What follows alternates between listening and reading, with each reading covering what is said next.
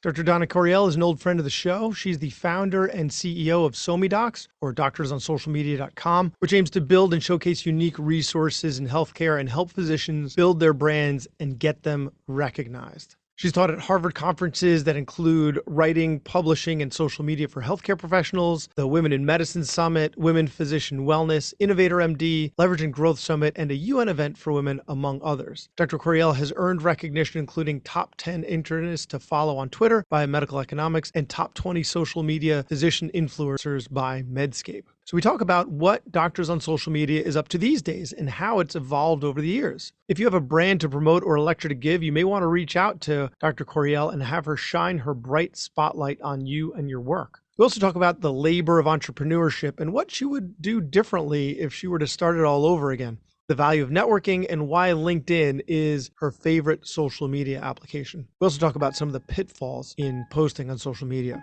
Welcome to the Physician's Guide to Doctoring, a practical guide for practicing physicians. Dr. Bradley Block interviews experts in and out of medicine to find out everything we should have been learning while we were memorizing Krebs cycle. The ideas expressed on this podcast are those of the interviewer and interviewee and do not represent those of their respective employers. And now, here's Dr. Bradley Block. Dr. Donna Corriel, thanks so much for coming back on the podcast. Thank you. I'm always excited to be on a podcast with you. So the last time was like one of my first episodes, and I just want to remind the audience, or for those who, were not listening over 200 episodes ago, when I first got started, my first few episodes were with friends of mine, and we're going to be talking about networking, were people in my immediate network. These were friends from medical school or residency or even my own brother, right? And then I started interviewing strangers. Right? People, experts that I didn't know before. And where did I find them? I found them on SoMeDocs. So I don't know if this podcast would have even existed had it not been for your network. So I owe you a lot. So thank you for building what you built. And that's what we're going to be talking about today. Well, first of all, that melts my heart. It makes me feel so darn good. Thank you for that amazing testimonial. Yeah, I think a lot of podcasts were birthed out of SoMeDocs, and I'm hoping that a lot more are going to be birthed from our continuing to nurture that space. So when I first met you, it was, you had this growing Facebook group that was growing exponentially. But it's really evolved a lot since then. So tell the audience, for those who are not acquainted with SoMeDocs, what is the current iteration of SoMeDocs? Yeah, so I recognized very early on that there needed to be something more than just a Facebook group. Facebook groups are just an interactive community that can bring us together in real time and can help us to interact with one another. But there needed to be more than just the group because there were just so many groups that were happening. So I built a website and a platform that's fairly complex. SoMeDocs has evolved. The current iteration, our mission is to basically promote the independence of physicians, to promote the individual physician in order to support our independence within a broken healthcare system. And we do that through different ways. We do it through showcasing of our doctors and all kinds of different unique resources and projects on the website for the world to see, open access and free.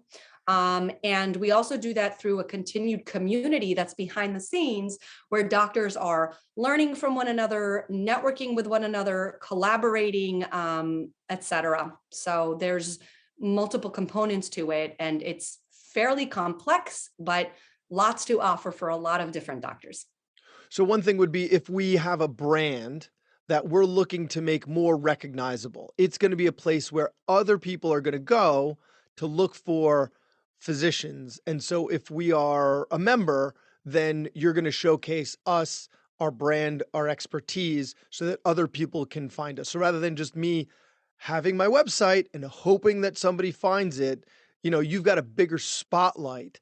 And so sharing that spotlight with the members is one of the ways that you've and one thing that I love about the way you do things is you're always looking to provide service. Like the reason you're successful is like, how can I help? How can I help physicians um to grow their products and grow their brand? So but sorry, go ahead. Like No, so it's an amazing description. It's exactly what it is to a T. First of all, it is near and dear to my heart that I help physicians. I see a lot that doesn't work out there, and I see a lot of talkers, and I'm not a talker, I'm a doer. So like I said, I think there's a lot that helps us when we vent, but I think that we need to actually do more than just vent. Let's change healthcare. Let's empower ourselves, and let's do something about changing the value of what we are worth as individual physicians. And so I built it. And yes, it is like an accumulation of brands, almost like a library. We actually call it a mall. I recently updated the messaging to call it, a healthcare influencer mall, because it really is a space where we vet doctors for the users, and where users can come freely and look through, a data bank that's filled with doctors, where you can literally use filters to look them up, not just by specialty, but by where their social media presence is, or what they do as a side gig, or what topic they contribute to, or what type of practice they lead, whether it's hospital-based or concierge or DPC. There's so much more texture to individual doctors nowadays. It's more than just, well, this is the doctor and he works for the system, or this is the doctor and he's in this location. We're just so much more interesting than what we used to do. And it helps us in our careers to do more nowadays. So yeah, we are very much of a space that's like a library or a mall, where brands can come in and be represented collectively with others.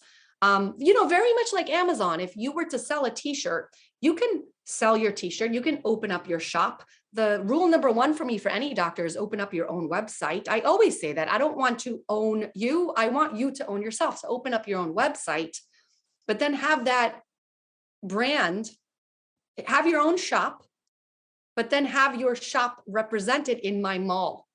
yeah. Okay, So, there's where the mall analogy works. Okay. yeah. So what's the next step? What's happening next at So Docs? Ooh, so much. So we've got a new arm that is bringing together events and lectures. The lecture arm is actually super different. We're disrupting the way that communication is done nowadays. We're disrupting networking in healthcare, and we're disrupting lectures in healthcare. So conferences are extremely expensive to attend, but that's really where doctors are networking nowadays. They're extremely expensive. They take time. So you have to take vacation days away from your family. You have to fly places a lot of times, and you have to sit through really endless lectures that don't pertain to you oftentimes, right? So And expose yourself to airborne illnesses. Right. Additionally. So for me, it's, the Zooms of this world really helped us to connect. I built a way on the site for doctors to deliver lectures and for the world to see those lectures, to access them, and to do it both for free and for a cost, meaning when the doctor delivers a talk, it is for free when it's live. When people sign up to watch the talk, it's free when it's live. But after the fact, it costs money to access on demand. The doctor gets to decide how much each unit is going to cost of this lecture. And they make passive income. It's the revenue share model, and they make passive income. They have to do zero work in terms of the design and in terms of the technology.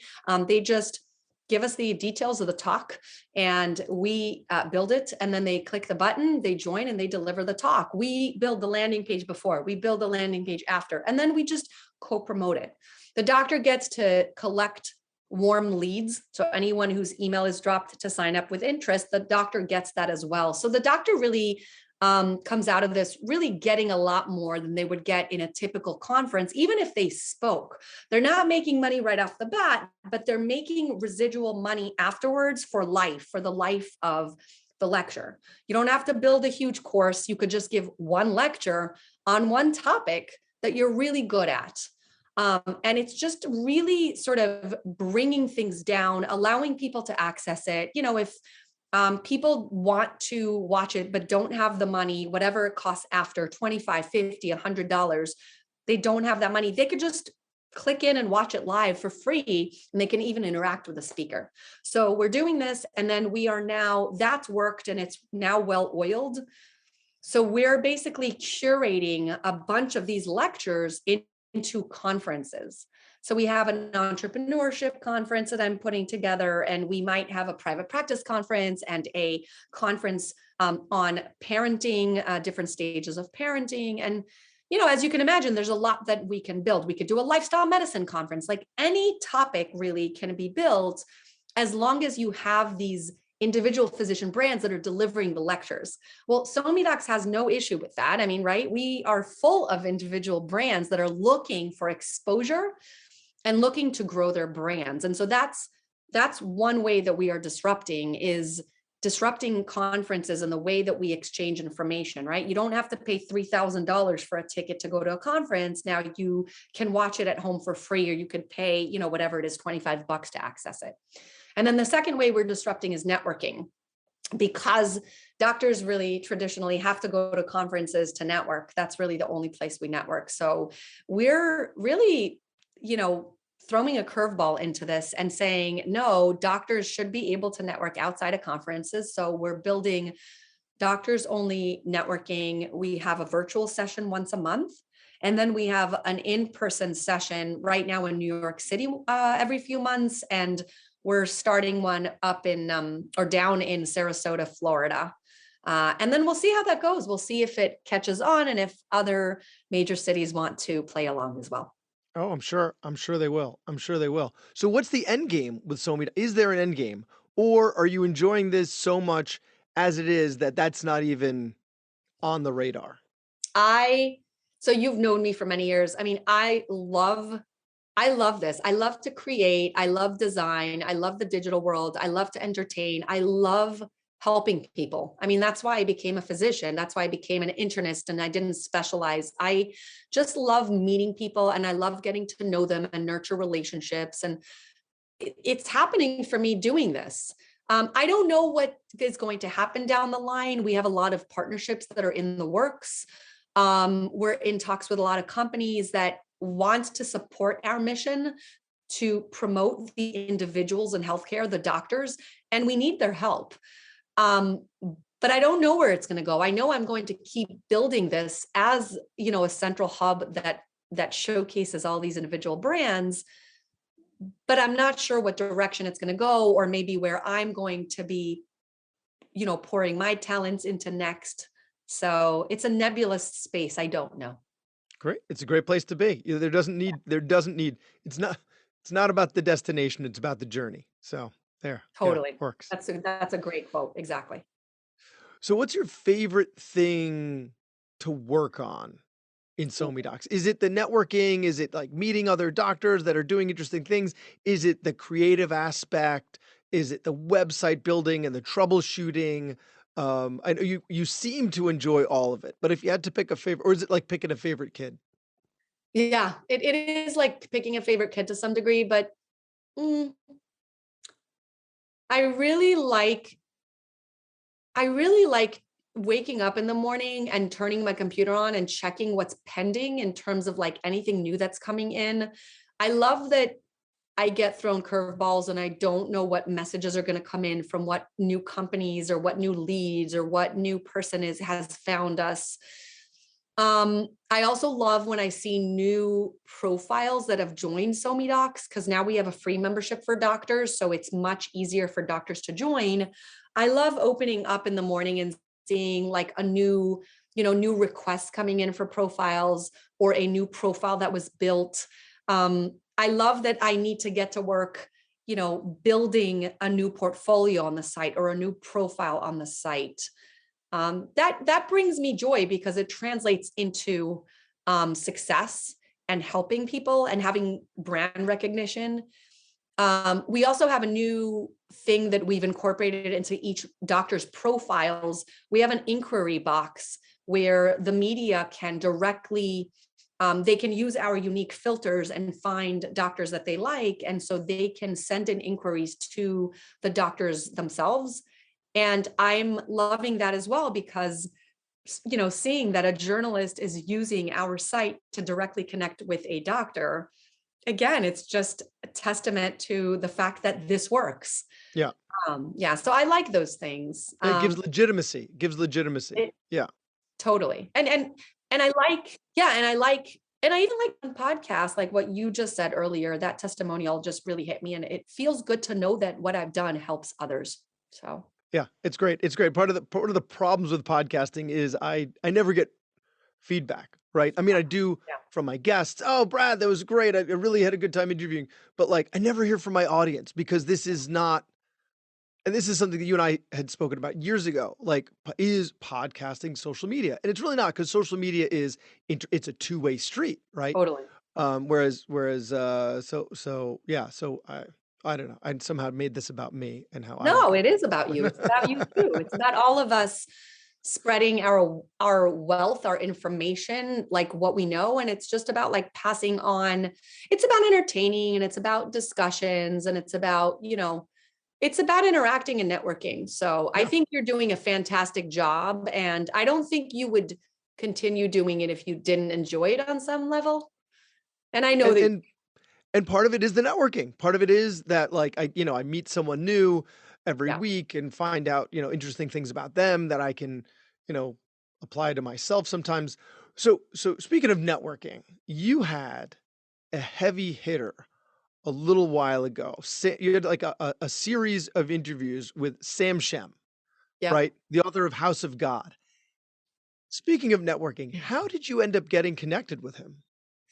So I had a colleague. I mean, he's done podcasts and he hops on different things. I had a colleague that introduced me to him, and we ended up connecting on a phone call very briefly just to say hello. He was very like, suspicious is not the right word. He's a very famous person. So Yeah. when he got on the phone with me, he was like, okay, whatever. But we started to talk, and I don't know what it was about me that he picked up on. I think he just liked the way I think and the way I, sort of um, feel about healthcare. And he just really, we connected on like a different level, and we brainstormed through doing something together, which again, he doesn't normally do so easily. And he just really he describes it, he like got swept in, and before we knew it, we were building a series. And then that, took a while to build, and a lot of like brainstorming sessions. And it took a lot of work to put together. It really was like a show that we were doing on Zoom, but it just took a lot of effort to put together with all the different guests. And then I was highlighting all of them and building space on the website and just doing a lot. So that was a shared experience between the two of us that really got us close. And he loved it. He loved how it turned out. And he actually asked to do a second season. So I, was very busy at that point, but it's Sam Sham. I mean, it's hard to say about Sam I Sham. don't know if I have time for you. I know, but Yeah. he's just such an icon, and Yeah. so smart, and so like forward thinking to some degree. Like I just love the things that he does. So I said yes. And again, we did the whole rigmarole again, but it was a different kind of show. So then we did 2 seasons, and we've formed a friendship, and he just continues to inspire me. And, we continue being in touch. We'll see if there's a season 3 in me. I'm not sure that there is, but that's my background on Sam Shem and I. Where can people find? I mean, it sounds like I'm closing the episode. I'm not. But where can, so keep listening. But where can Yeah. people find those interviews, the 2 series? Yeah. So the 2 series can be found. So SoMeDocs has different departments. I'm calling it that because we have, we're newly labeling it as a mall just for ease of people understanding what they've landed on. It's in the food court. Totally, right? It's in the food court. No, but it's in the series section of our website. So when you actually go to doctorsonsocialmedia.com, you'll see that there's magazine, there's lectures, events, beyond exam rooms, and there's also series. So it's in the series section.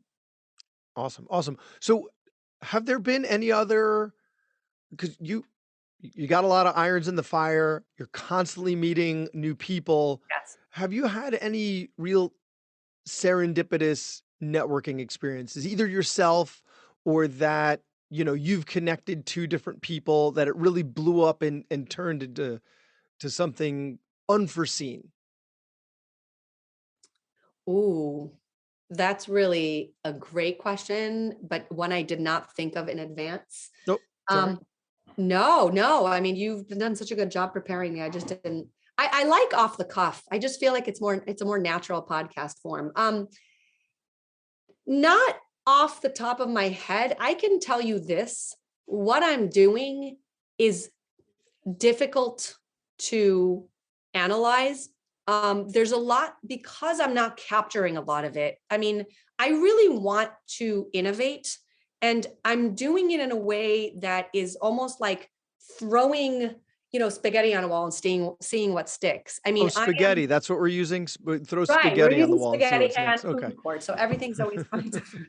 I love that. But the truth is that I just don't know, right? Like you just came on and said that, your show started, in large part because you met so many different guests on SoMe I mean, I wouldn't necessarily know that unless somebody comes and tells me, right? Like Yeah. the other day, I threw something out in our members only Facebook group about connecting one of the doctors with a journalist that had reached out because an inquiry had come in, and someone wrote underneath, oh, the Huffington Post reached out to me and had done it because of SoMe. And I was like, what? I was like, that's amazing. Yeah. And again, you don't capture those things if you think about it, because the Huffington Post journalist is not going to reach out to me and say, hey, SoMe, I just used you, and I get, they got their lead and they're Yeah. using her, and an article's coming out, and the doctor won't usually say to them, well, how did you hear about me? Right? They just assume it's through one of their YouTube channels, or it's through, the Pinterest that they have, or the LinkedIn or whatever. But this doctor specifically asked them, hey, where did you find me? And they said SoMe. And so it felt amazing. So I think what I'm trying to say is that a lot happens. But I don't know where it happens. I mean, I can tell you that, I mean, really great things is happening, for me, amazing projects are grown from little seedlings of ideas that you just like have when you're in the shower, or like waking up in the middle of the night, right? And the whole house is quiet. Like years ago, I thought, well, I want to like put together a book compilation. So I literally just threw out a call to women physicians to collect essays, and I started to collect them. And serendipitously through that process, I met someone who I befriended and have remained friends with, another physician that is now co-curated the book with me. We chose the stories, we edited them, and we got a publisher to accept it. And it's now coming out in 2023, this traditionally published book. Yeah. And so that, again, it started as like a seedling of an idea that I just decided to throw out on social media, and it became a book that we're going to publish. I think that so much can happen through these like networking channels that are now available online, that the world really is our oyster. Again, we're back in the food court. We're having oysters now. What about entrepreneurship, right? Like you're passionate about being an Very. entrepreneur. There's going to be a conference coming up about entrepreneurship. As an entrepreneur, tell us one or two things that you would have done differently with SoMe. Like if you were starting it from the ground up, what would you do or have done differently? I think knowing what I know now to the place where it's evolved, I would have just started it at this point of evolution. I mean, I would Yeah. never say that I want Straight line. Yeah. Yeah. I would not want to change anything. It's been a growth curve. If I had started it where I am today, maybe I would not have had the experience I've had with the failures, right? Because any digital innovation venture is going to be experimenting with things, and you have to be flexible to be successful. You Yep. have to try a million things out and then recognize that one of those million things needs to be kept on board. I am living proof of that. I tried so many different things, and the things that stuck, the spaghetti that actually stuck to the wall, is the spaghetti that I've decided to hold on to. And it has led to me doing this, right? Like, we've tried different things. I mean, you were asking me, I think before we were on air, but maybe afterwards. I mean, we had a certain type of masterclass that we started off at first. And it was nice and it worked, but it wasn't necessarily successful. The ROI, the return on that time investment, was not there for me or for SoMe And so we tweaked it. And we now have our lecture arm that is hopefully going to be successful. Yeah. But that's the beauty, is that you sort of take those years to experiment and to evolve. As long as you remain flexible, it works. I wouldn't change anything, but if I could do things again, I would just kind of reopen SoMe with the iteration that it's at now, with the website the way it looks, and with I don't know if I would do free profiles right off the bat. I always wanted for it to be free for doctors, but we needed to generate some revenue to get us momentum. Yeah. And I didn't want to at the time rely on venture capital raised money or just investment money. I wanted it to be my vision. And so again, I wouldn't even change that, because I always wanted it to eventually have a free arm for doctors. So I hope that answers your question. I wouldn't necessarily change anything, but if I could do it over again, I would have a clearer picture of what it looks like. Well, let's talk about one of the failures, right? Let's talk about something that you did that maybe didn't work out, right? Because it seems, right, today is the social media age. We're always looking at everyone else's successes, and it makes us feel like trash, right? Like I'm just looking at everybody's Instagram curated perfect family, and that's not what life looks like. Life is messy. Entrepreneurship is messy. And so, yeah, what you've built is incredible, but I think it'll help kind of humanize the situation for the rest of us if tell us about something that didn't work. Ooh. I mean, I think getting ahead of yourself doesn't work. Um, I think that we fail when we convince ourselves that it is easy to do something. I think things look easy. I think that we fail when we do look at other successes and we think that we're going to have the same kind of success. I think nowadays, especially, there's a lot of smoke and mirrors. There's a lot behind the scenes that people don't see. You see the successes, but you don't see, it's like the iceberg photo of the iceberg, where you see the tip of the iceberg, but there's like a whole bunch of failures underneath Yeah. that we're not privy to. Right. So, I mean, I've had a lot of failures, a lot of failures. I've had from parts of the website that I spent time building that didn't work, to, even to giving time to people that soaked up a lot of my time and energy and did not give me any return. There's a lot of people that used either the services or the things that we built and don't appreciate it and don't give back. There's a lot of Yeah. takers out there, and that's difficult. That's difficult for givers. Yeah. Is Yeah. you have You're to trying to be of service, and you're not necessarily looking for something in exchange, but at the same time, like you're building your own brand, and totally. to have people utilize that without, yeah, without the recognition, without the validation, without giving back towards your brand, it's, yeah, it's And I think they don't that's gotta always be tough. do it even purposely. I mean, I think some do. I just don't Yeah. think everybody does it purposely. I think, especially doctors, I think that we're sometimes oblivious to like etiquette, especially digital etiquette that has not yet been defined. So I don't think everybody does it purposely, but it sucks energy out of you when you're giving, and you're seeing that someone takes, and Yeah. whether they recognize it or not, they're just not giving back. I'm So always the person that takes it that way, even if they're oblivious and didn't mean it. My default is to, that jerk. They did that. uh, They took up my they know. time and effort on purpose. Right. Yeah. Well, that's something that's definitely a way that we all, I think, start out as. I think it's natural for us to like feel that resentment.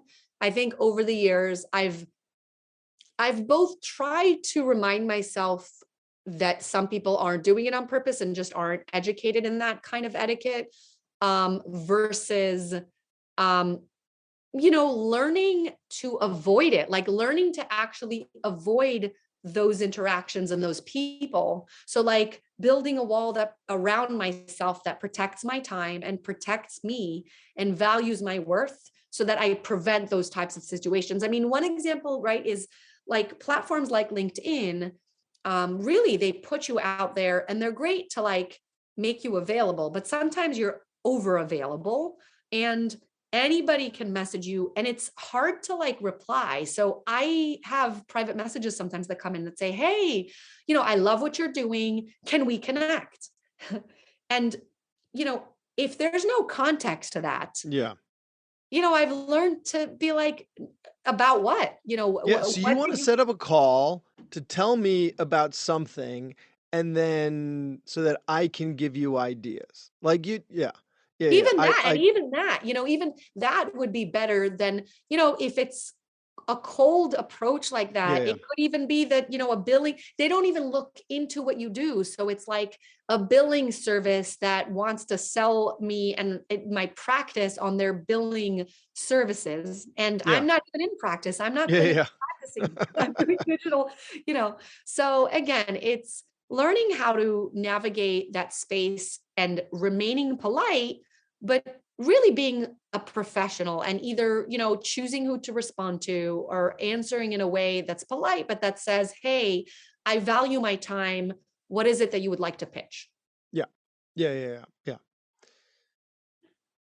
Yeah. I had a call recently with someone and it was that same thing. And it was that person, they just on the call, they just talked about themselves and what they're doing and what they're about. And they're like, I love what you're doing on the podcast and I hope we can connect again. I was like, What was the purpose "Wh- of that call? what was that? What just happened? What? No, thankfully I set up the call so it was on my drive from Okay. work back Yeah. home. So I just didn't call my mom that day, or I was listening to a But podcast, see, not listening podcast. that's So missed opportunities to me. Like that's a missed opportunity. And again, like you never know, by the way, in life, maybe that person somehow is going to reappear. But yeah. but I know, but that's the kind of situation Yeah. I try to avoid too. Like, what's the purpose? If you're my friend, no problem. Can give you time, but you get to a point in your life where you're so busy. Yeah. You need to know what a conversation's about if it's coming from a stranger. Like, Yeah. what is the purpose of our call? And from long ago at the very beginning, one of the interviews of people that I'd connected with through SoMe Docs, one of the things that came out of it was the answer needs to be no or hell yes. Like this is, when you're deciding how you're going to focus your energy and attention, is this something that I'm excited about right now? No? Okay, then no. Yeah, It's either a hell yes or it's a no. I think that interesting. was Lynn Marie Morsky, who's the serial quitter. Yeah, yeah. Um, Oh, I love that. so That's yeah, awesome. yeah, Yeah, either hell yes or no. Yeah. Listen, we don't always have opportunities that we don't always have hell yes opportunities. They're not as common. And I think again, the busier we get, the more discerning we are to yeah. opportunities. But yeah, I mean, and sometimes you need to reshape an opportunity to make it a hell yes. Like sometimes it's a lukewarm yes, but maybe if we tweak this or that, it can become a hell yes. But both sides have to agree that it can be tweaked.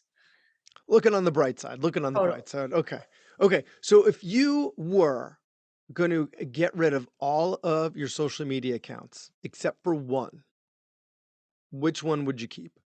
Oh, what a good question. So, I mean, I'm pretty much of a stickler for words. We're not talking website. We're talking literally others' social media So platform. LinkedIn, Twitter. The TikTok? usual Yeah. suspects. Yeah, yeah, yeah. LinkedIn. Why? Well, I love video format, so it's a tie between YouTube and LinkedIn, but like LinkedIn. You're There's doing no a lot not on even LinkedIn? oh yeah, like there's Yeah. not even a hesitation for me, LinkedIn. Okay. I personally find it to be the most professional of platforms. Um, yeah, I think it hasn't yet reached Facebook algorithm level. Like it won't, it still shows me what I opt in for. Whereas Facebook, and I'm very active on Facebook, I just don't, it really controls me and it controls my account. It shows me what Yeah. it wants to show me. And quite honestly, like I've worked for years on developing Facebook groups and such, and it just plays games with me. It doesn't, people, I'll post something and people will reply to my post, and Facebook doesn't give me notifications. Like it just kind of gives me like a notification here and there. So Yeah. there's things happening on posts that I create that I actually Yeah. don't know are happening, and that's bad. Or it tells you about a popular post that one person that you follow posted that you just don't care about, right? Totally. Like there's all this. And Yeah. And then Twitter's just imploding right I now. can't. I mean, I know Musk bought it and people are saying, "Oh, it's going to it actually is. It doesn't work well anymore and it's not I showing don't me like it. yeah, it just I never it's going to really, pot." I know how to use it and I'm on it. And Yeah.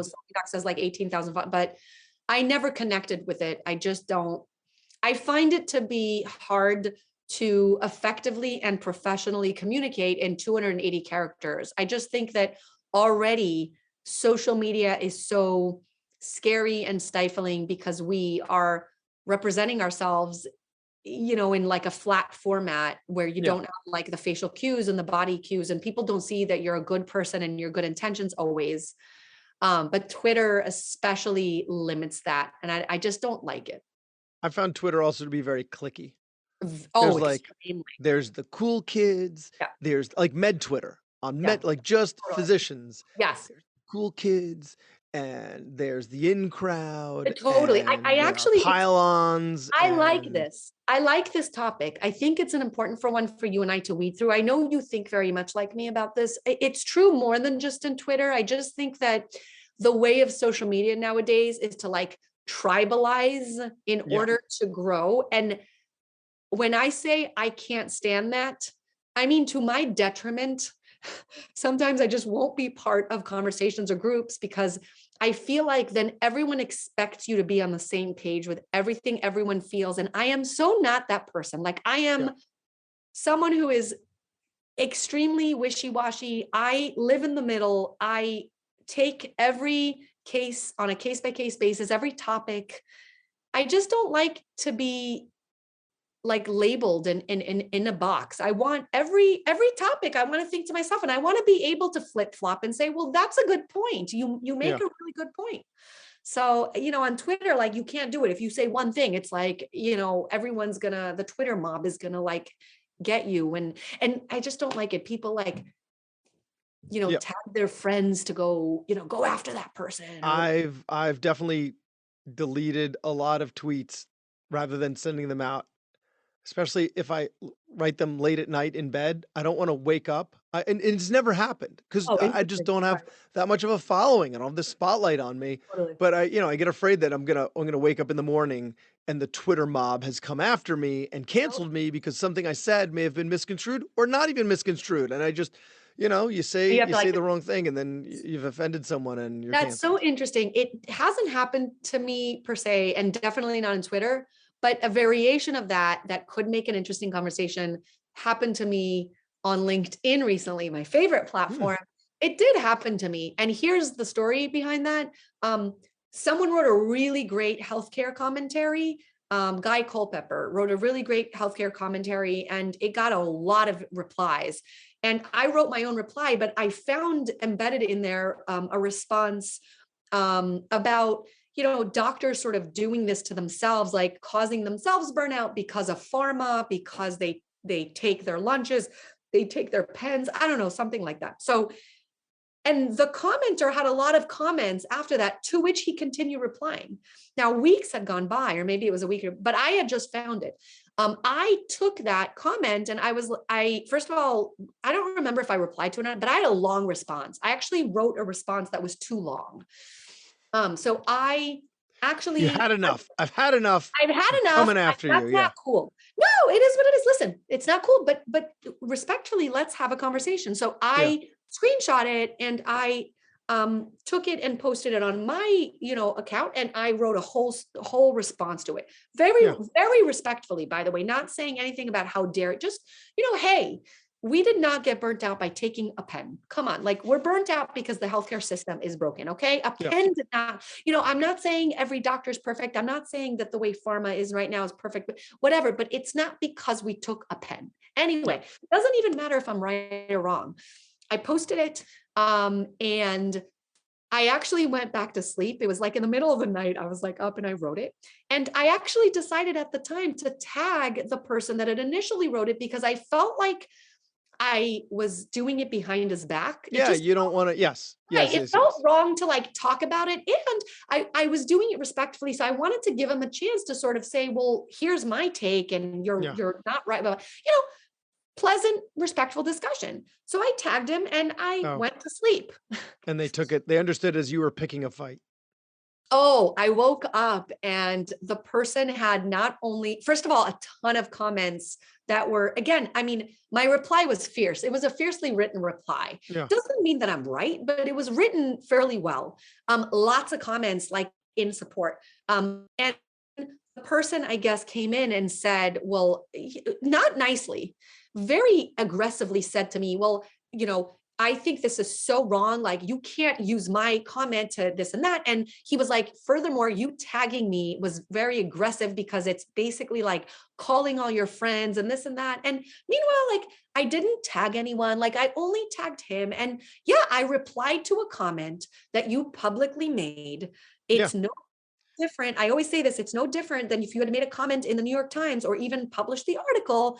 And Or this in is the town square. Like, this is the town right, square. You're in the middle of totally. It's the public and I'm square. replying to you in public. Totally. Yeah. Yeah. If you don't like it, either don't don't post it, or if you posted it and saw that there was a lot of responses, take it out. Because if I Yeah. had, because I'm not a mean person. And he also, It's public. and he Yeah. said Yeah. to me, he's in the comment, he says, and notice she hasn't, like, just very aggressively and making like very judgmentally saying, notice that she hasn't taken it down. Meanwhile, I was sleeping. I didn't take it down because I was sleeping. Guess what? As soon as I woke up and I saw, now he was very aggressive and I didn't have to take it down. But you know what? He private messaged me, again, not 100% nice. But I Yeah. did decide that if this was making him not feel good Yeah. and Yeah. this Yeah. was causing him to be uneasy, I deleted it.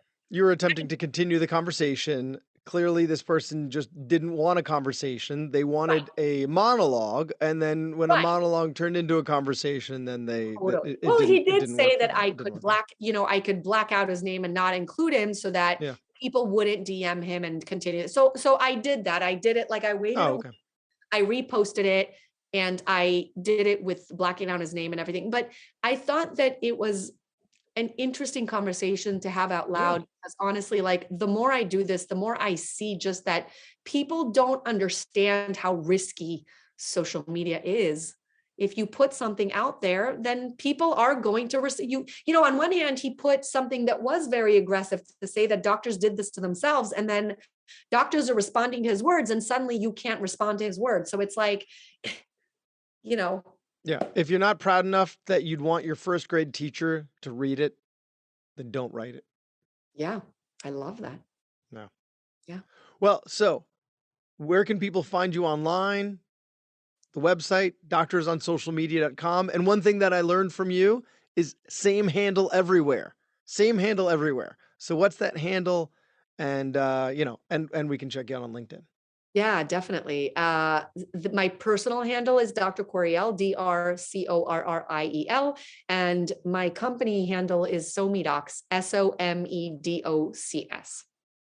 Dr. Donna Corriel, great catching up with you. It is always a pleasure. Always. And thank you so much for having me on. I always enjoy our conversations. So thank you. That was Dr. Bradley Block at the Physician's Guide to Doctoring. He can be found at physiciansguidetodoctoring.com or wherever you get your podcasts. If you have a question for a previous guest or have an idea for a future episode, send a comment on the webpage. Also, please be sure to leave a 5-star review on your preferred podcast platform. We'll see you next time on the Physician's Guide to Doctoring.